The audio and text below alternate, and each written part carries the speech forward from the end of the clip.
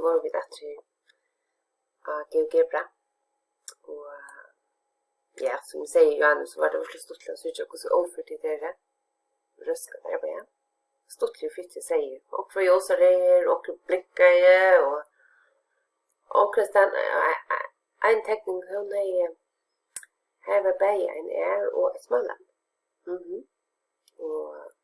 Och tjejer så syns allvarligt ut och så. Det var ordentligt stort. Och som har vi sagt lite kunskap för att samla alla scener till det samman. Jag har så ordentligt outgjort om vi gör så PowerPoint show eller om vi gör en collage. Men jag har alltid diskuterat på så att scener jag på nu. Nog stolt. Nå. Och vad är det? Om vi är sånt övelse så att jag får inte visa det kun kvärt det skulle teckna, men jag får fortälja det kun kvärt det för teckna. Ja. Och men det som jag får fortälja det kun till kvärt det kunde finna anbojna. Så, det öppnar GeoGebra och vid högra klickan pjöst inte ha axeln så han är väck. Skulle bara ha punkterna. Och det första som du skulle göra de skulle välja cirkelamboje. Och så skulle du välja cirkel vid centrum och radius. Så skulle du teckna en cirkel. Och radius ska vara 2.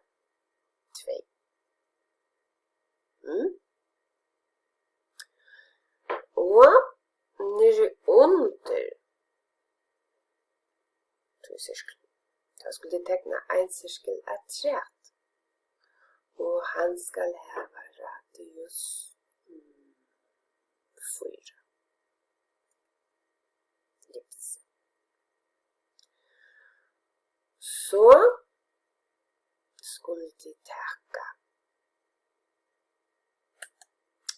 ampul som heter regulär polygon. Och så skulle du teckna en trekant. Och visst att jag kunde lägga en ministation till att brukt här ampul, men jag sätter ett punkt och ett punkt ett träd. Och så är det nämligen att GeoGebra spyr hur en punkter skulle vara. Ja, det du skulle teckna en trekant så ska den ha 3 punkter. Så läs. Så får det den trekant. Och han den trekanten han skulle till kunde ju flytta. Och till skulle flytta ända trekanten.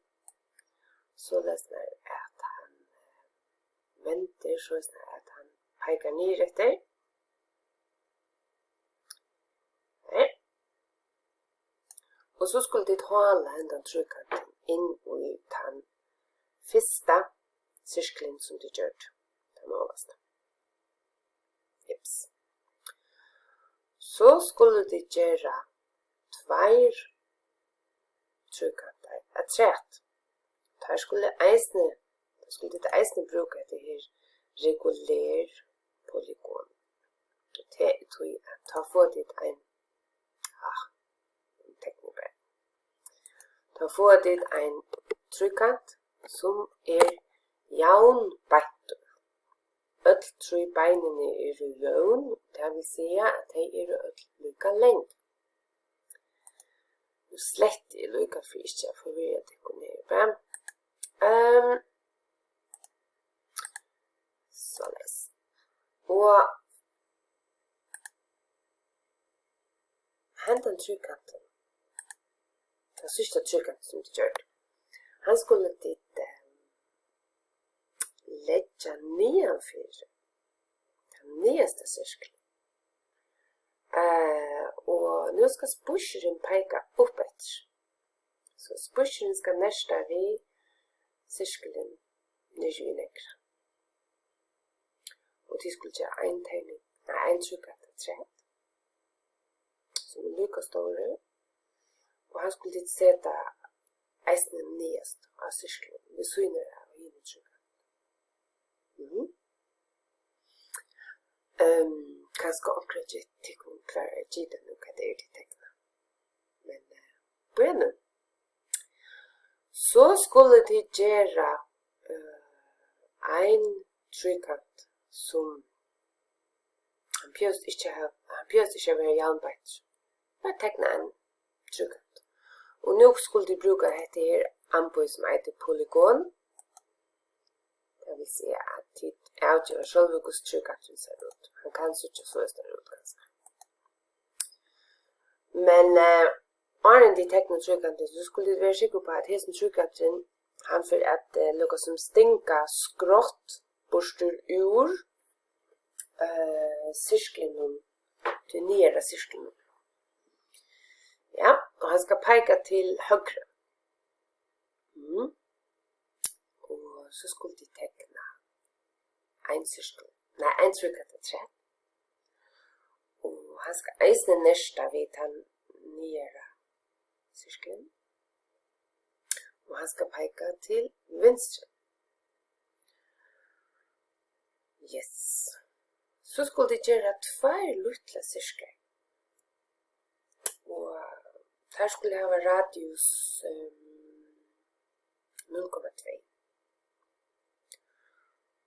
Og de skulle sette her inn i den overste sirkelen. Og ja. Yes. Her skulle ut den overste sirkelen. Nu har vi ikke sagt hva litt sirklene og trekantene du skulle ha vært til kun. Men det kunne de selv avgjøre. Alt etter hvordan tykker tekningen ser ut. Ja. Det var det. Og jeg gleder meg at sitte tykker tekniker. Von liter har Augusta skjuter ut. Og som de gjør det vi sier nå, så skulle de eisne få at her blå prikkene vekk. Minst å bruke kontrollknøtten. Ja. Gå en arbeid så. Gleder meg så gjør det til å finne på sjur. Bye bye.